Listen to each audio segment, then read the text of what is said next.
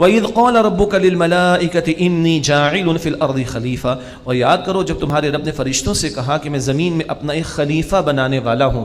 سادہ ترجمہ ہے نمائندگی کرنے والا، وائس جیرنٹ عرب انگلش میں اگر اس کو ہم کہیں تو بہتر لفظ ہوگا.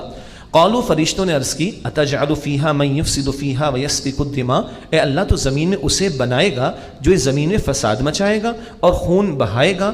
ونحن نسبح بحمدک ونقدس لک، اور اے اللہ ہم تو تیری تسبیح کرتے ہیں تیری حمد کے ساتھ اور تیری پاکیزگی بیان کرتے ہیں. قال اللہ نے فرمایا انی اعلم ما لا تعلمون، بے شک جو کچھ میں جانتا ہوں تم نہیں جانتے. انسانی تاریخ جتنی پرانی ہے خلافت کی تاریخ بھی اتنی پرانی ہے اور نبوت کی تاریخ بھی اتنی ہی پرانی ہے. پہلے ہی انسان، پہلے ہی نبی، پہلے ہی خلیفہ.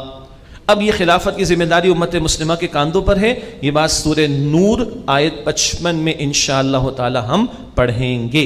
البتہ یہاں جب وہ معاملہ پیش آ رہا ہے، نمائندگی دی جا رہی ہے، آدم علیہ السلام کو اللہ خلیفہ بنا رہا ہے، تو فرشتوں نے سمجھنے کے لیے ایک سوال کیا. فرشتے روبوٹ نہیں ہیں، ذی شعور ہستی ہیں، سوچتے ہیں، رائے بھی دیتے ہیں اور اختلاف رائے بھی کرتے ہیں. یہاں سمجھنے کے لیے اللہ کے سامنے سوال رکھا. اللہ نے فرمایا کہ دیکھو جو کچھ میں جانتا ہوں تم نہیں جانتے. پھر اللہ نے ایک ڈیمونسٹریشن کرایا، ایک مظاہرہ کروایا، ہمیں سمجھانے کے لیے بھی اور فرشتوں کو بتانے کے لیے بھی.